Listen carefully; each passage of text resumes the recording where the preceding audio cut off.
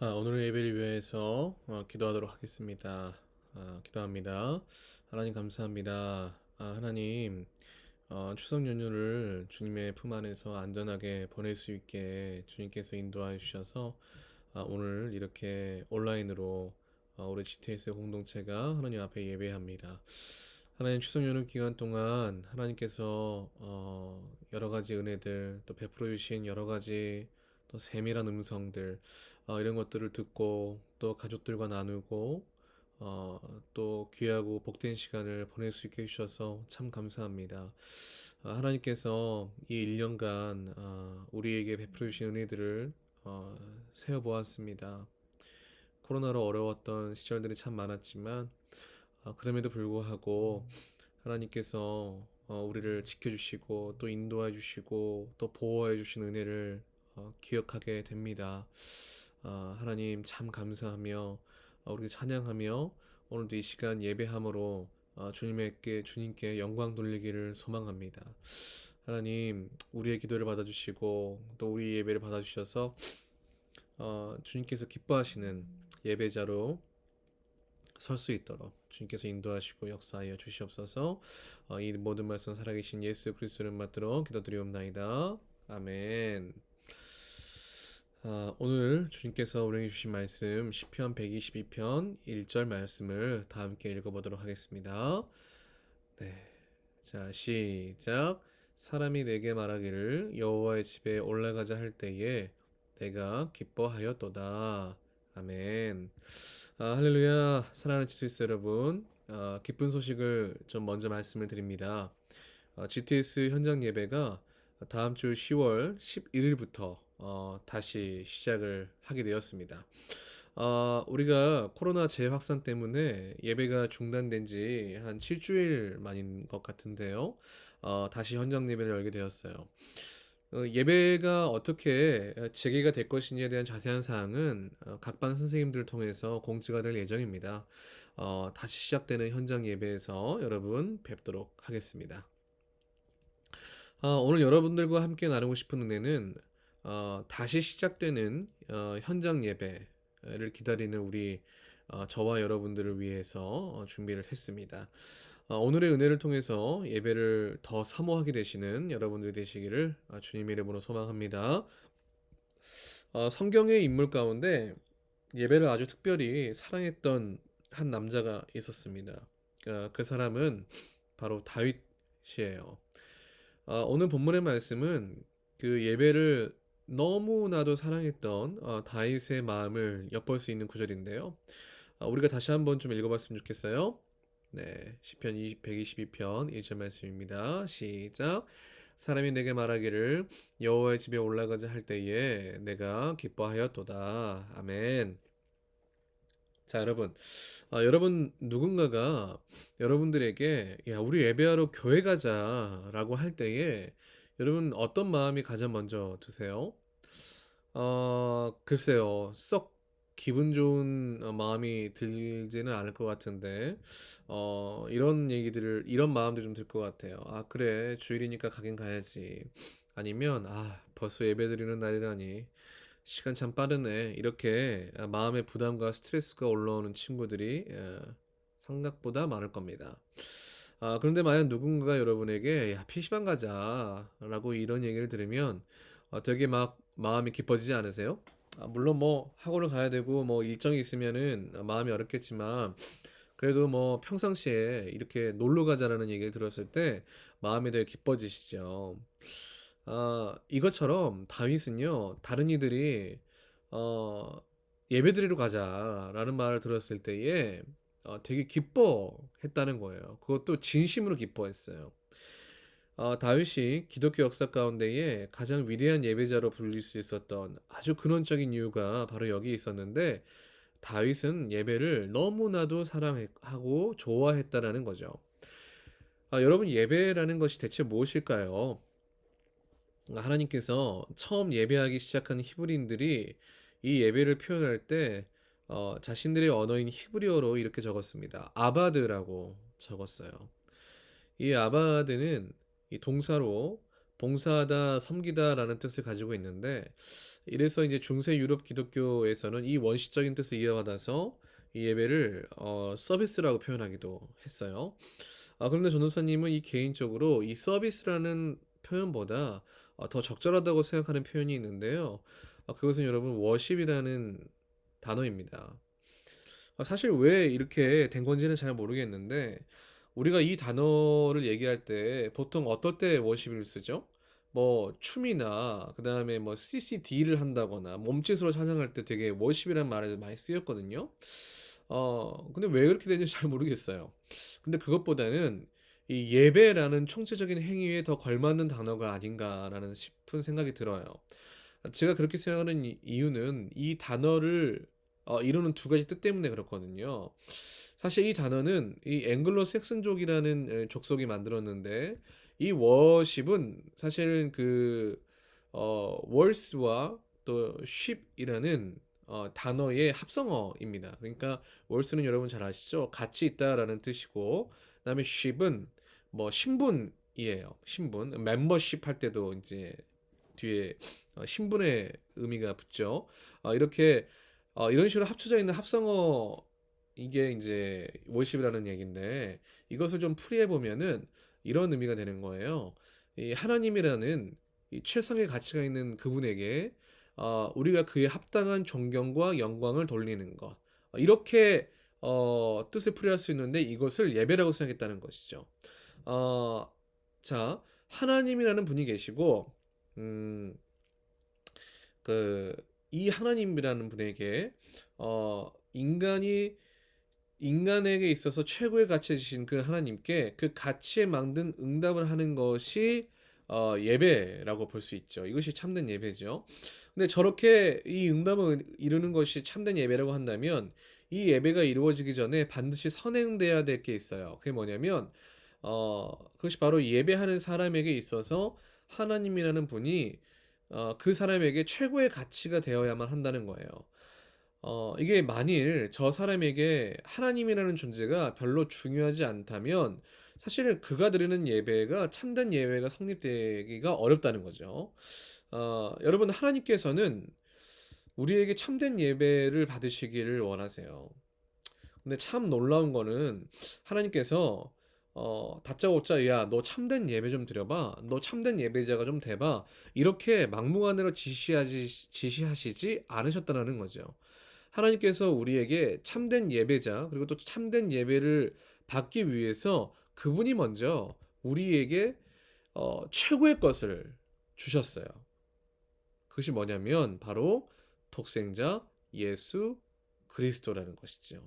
이게 어, 정말 우리를 사랑하셨다는 최고의 믿을 만한 증거인데 여러분 하나밖에 없는 독생자 그 아들을 여러분들에게 내어주셨고 그의 피와 그의 살이 찢기는 십자가의 고통을 내어주고 여러분을 대신해서 살려주신 그 십자가의 은혜 이것을 받은 인간이라면 어떻게 예배하지 않을 수 있겠어요? 여러분 하다못해 개도 자기를 먹여주고 재워주는 주인을 목숨을 다해 섬기잖아요. 근데 인간인 우리가 이런 하나님의 은혜를 알고도 예배하지 않는다면 우리가 짐승보다 나은 게 사실 무엇이겠어요? 결국에 우리가 참된 예배를 드리는 건 물론이거니와 예배하는 것을 정말 다윗처럼 좋아하려면 방법은 딱 하나밖에 없어요. 뭐냐면 여러분 하나님이 여러분들에게 있어서 최고의 가치가 되면 그러면 그 뒤의 문제들은 자연스럽게 해결이 되는 거예요. 이 말을 바꿔 말하면 여러분이 하나님을 진심으로 사랑하게 되시면 다 해결되는 문제다라는 거예요. 그런데 여기서 치명적인 문제가 있죠. 그것이 뭐냐면 우리는 좀처럼 하나님을 사랑할 수가 없다라는 사실입니다. 이제 다음 주면 GTS는 다시 현장 예배를 시작해요. 우리가 재개를 앞두고 있는 우리에게 지금 생각해 볼 문제는 이것 같아요. 여러분 현장 예배가 다시 시작된다는 소식이 처음 들렸을 때 어떤 마음이 드셨나는 거죠. 여러분 예배가 사모가 되십니까? 예배를 다시 회복하고자 하는 갈망이 있으세요? 앞으로 정말 참된 예배자로서 서게 되시기를 소망합니까? 그러려면 하나님을 사랑해야 하는데 문제는 사랑하기가 쉽지 않다라는 겁니다. 이런 우리는 대체 어떻게 뭘 해야 할까? 어떻게 하면 다시 시작되는 이 예배가 나에게 있어서 최고의 예배가 되게 만들 수 있을까? 지금부터 이걸 한번 고민해 보자는 거예요. 여러분, 우리는 사랑해서 결혼하잖아요. 맞습니다. 사랑해서 결혼하죠. 그런데 말이에요. 어, 이런 방법도 있다는 거 아세요? 더 사랑하고 싶어서 결혼하는 방법이에요. 어, 말이 안 되는 소리 같으시죠? 근데 가만히 생각해 보면 꼭 틀린 말은 아니에요. 원래 이 마음이 생겨서 형식으로 나아가는 기존 방식에서 이 형식을 먼저 만들어 가지고 없던 마음이 생기게 하는 방법도 있다라는 거예요. 간단하게 한번 예를 들어 볼까요? 여러분 공부할 때 가장 필요한 것이 뭐라고 생각하세요? 당연히 뭐 하고자 하는 의지나 또 공부에 임하는 태도나 이런 것들이 가장 중요하잖아요. 근데 이 사실에 대해서는 누구나 다 동의하실 거예요. 그런데 사람들이 저 공부에 집중하려는 환경을 만들어서 마음을 붙들려고 해요. 우리가 이제 공부가 술술 잘 되게 하려고 좋은 독서서에 끊죠. 그리고 이제 또 안일함을 벗어나게 하려고 또 경쟁자들이 즐비한 뭐 대치동 학원가에 간다든지 아니면 뭐 화이트 노이즈가 이렇게 계속적으로 나오게 되는 그런 카페들. 이제 마치 또 어떤 사람들은 막 군대 같은 기숙학원에 등록해서 뭐 놔두면 공부하지 않는 자기 자신을 통제하려고 그런 데를 일부러 비싼 돈 들여서 등록하는 사람들도 있어요. 여러분 왜 이렇게 하는 거예요? 여러분 왜 이렇게 아니 공부하는 의지만 있으면 되는데 그럼 아무 데서나 해도 공부는 잘 될 거 아니에요. 그런데 왜 여러분 이렇게 좋은 환경을 쫓아다니나 이거예요. 왜냐하면 이유는 간단하죠. 기본적으로 공부하고 싶지 않은 우리예요. 공부 안 하고 싶은 게 우리예요. 근데 그렇게 공부하고 싶지 않은 우리가 환경의 힘을 빌려서 내 안에 공부하려는 의지, 또 공부하려는 마음을 붙잡기 위해서 이렇게 좋은 환경을 찾는 거잖아요. 효과가 있냐고요? 당연히 효과가 정말 강력하죠. 그래서 우리가 확실히 알 수 있는 거 한 가지는 뭐냐면 생각보다 형식이 마음에 되게 큰 영향을 주고 있다는 사실이에요. 여러분 마음을 우리가 자꾸 강조하다 보면은요 형식이 무시될 수 있거든요. 그런데 생각보다 형식은 마음만큼이나 매우 중요합니다. 여러분 여기 커피잔이 있는데요. 잔은 형식이고 컵 안에 담긴 내용물은 마음이라고 볼 수 있는데 여러분 커피가 담기면 그 잔은 커피잔이 되는 거고요. 저게 커피가 아니라 와인잔이 담기면 그 잔은 와인잔이라고 불려요. 그만큼 내용물이 중요하다고 말할 수 있죠. 하지만 반대로 생각해 보면 잔이라는 형식이 없었다면은 여러분 잔이라는 형식이 없었다면 어땠을까요? 결코 담을 수가 없습니다. 형식이 있어야 마음을 담을 수 있겠죠. 마찬가지로 우리가 하나님을 예배하는 거 한번 생각해 보자고요. 여러분, 우리가 하나님을 예배할 때 예배라는 형식에 하나님을 사랑하는 마음을 담아서 예배하는 것이 하나님께서 받으실 만한 최고의 예배죠. 그런데 이 예배라는 형식 안에 하나님의 사랑이 이게 담겨 있지가 않아. 그러면 어떻게 될까요?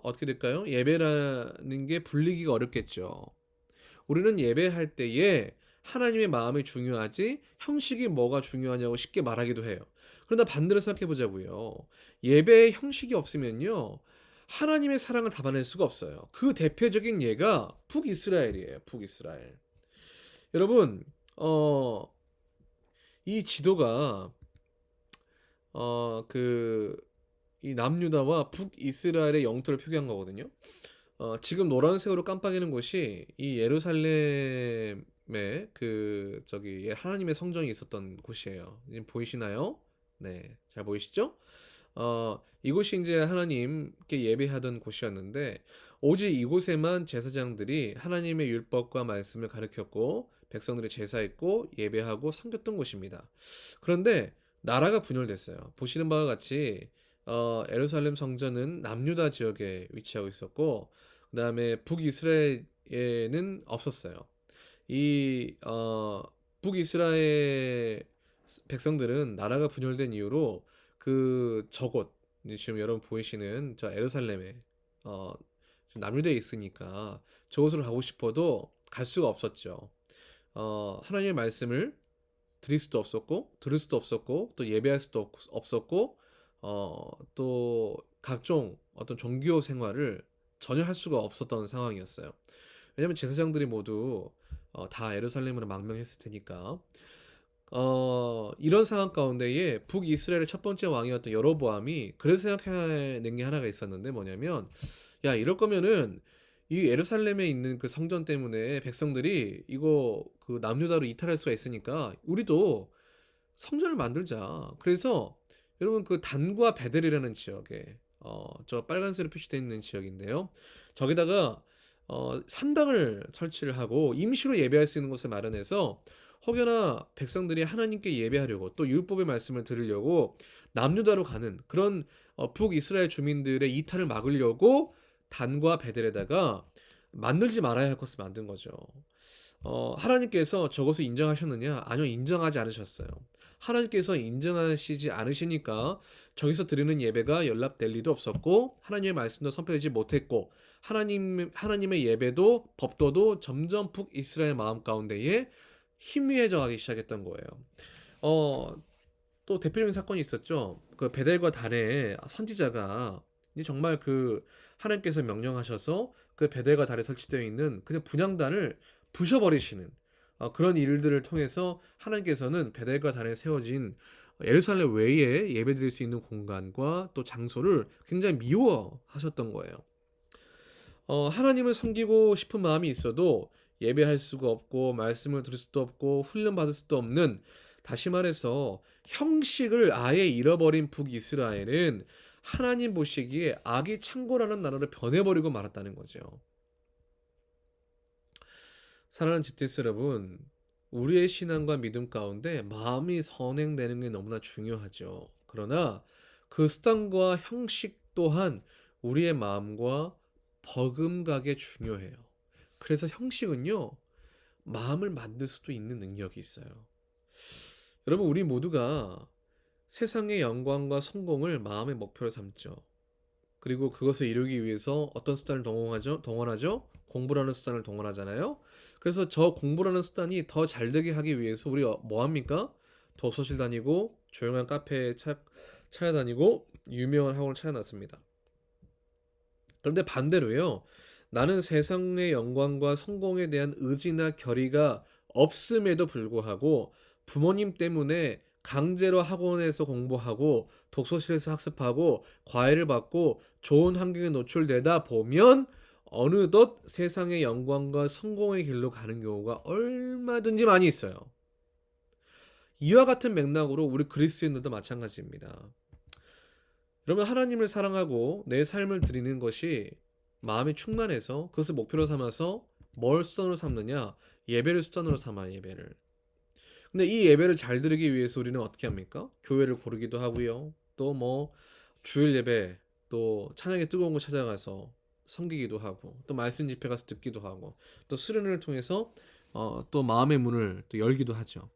근데 이와 반대로 내가 내 삶의 목표나 마음이 하나님을 안 사랑해. 내 삶을 들으고 싶지도 않아.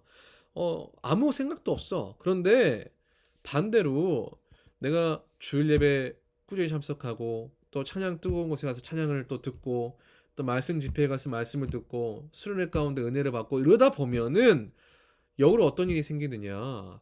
하나님을 사랑하고 내 삶을 드리게 되는 마음이 생기게 될 수도 있다는 거예요. 사랑하는 GTS 여러분, 이제 우리는 현장 예배를 시작합니다.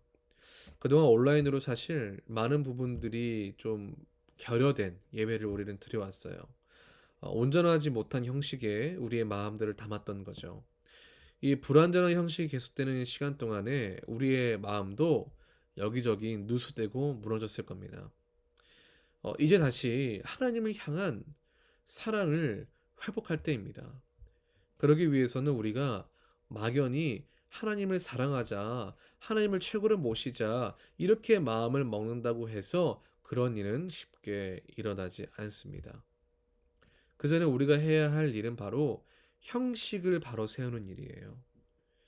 예배 자리에 나오고 말씀을 듣는 자리에 내가 거하고 기도로 시간을 정해서 기도함으로 은혜 받을 그릇을 또 형식을 준비하는 일이죠. 사랑하는 GTS 여러분, 한동안 이렇게 소원해졌던 이 일을 다시 한번 시작하려고 합니다. 예배를 회복하고 또 예배를 또 무너졌던 내 신앙을 다시 세워서 하나님 앞에 더 뜨겁고 뜨거워지게 되는, 다시 한번 더 하나님을 사랑하게 되는 그런 기회가 되시기를 주님의 이름으로 진심으로 소망합니다. 여러분, 다시 시작되는 우리 예배 응원해 주시고 또 많이 참여해 주시고 또 열망을 가져주셔서 또 온전한 형식으로 여러분의 마음을 담아서 하나님 앞에 드릴 수 있는 그런 기회가 복된 시간 될 수 있었으면 좋겠습니다. 자, 우리 다 함께 기도하시겠습니다. 하나님 감사합니다. 하나님, 오늘 형식이 마음을 만들 수 있다는 말씀을 들었습니다. 하나님, 우리가 하나님을 향한 사랑과 마음이 중요한 만큼 형식도 중요합니다. 우리의 삶 가운데 예배와 기도와 말씀의 훈련과 또 여러 가지 공동체 생활이 결여되어 있다 보면 마음은 하나님을 향해 뜨거웠어도 형식이 결여되다 보면 우리의 마음도 여기저기서 누수되고 누출되고 맙니다. 하나님, 정말 오랜 시간 동안 이 코로나 때문에 불완전한 형식 가운데 우리의 마음을 담아 주님께 예배했습니다. 그러나 언제까지 이렇게 할 수만은 없습니다. 하나님, 다시 한번 우리의 삶 가운데 온전한 형식을 회복하여서 하나님 앞에 정말 온전한 형식과 또 온전한 마음을 담아서 주님께 예배할 수 있었으면 좋겠고, 또 우리의 마음 가운데에 하나님을 사랑하고 또 예배할 수 있는 마음이 없다 하더라도 형식들에 참여하다 보면 다시 한번 하나님을 사랑하고 또 섬기고 있는 마음이 불러일으켜지게 되는 그런 귀하가 복된 시간 될 수 있도록 우리의 마음을 주장하여 주시옵소서. 이 모든 말씀 살아계신 예수 그리스도를 받들어 기도드리옵나이다. 아멘. 주님이 가르쳐 주신 기도로 모든 예배를 마치도록 하겠습니다. 하늘에 계신 우리 아버지여, 이름이 거룩하게 하옵시오며 나라 임하옵시오며 뜻이 하늘에서 이루어진 것 같이 땅에서도 이루어지리라. 오늘 우리에게 일용할 양식을 주옵시고 우리가 우리에게 자지은 죄를 사하여 주신 것 같이 우리의 죄를 사하여 주옵시고 우리를 시험에 들게 하지 마옵시고 다만 악에서 구하옵소서. 대개 나라와 권세와 영광이 아버지께 영원히 있사옵나이다. 아멘.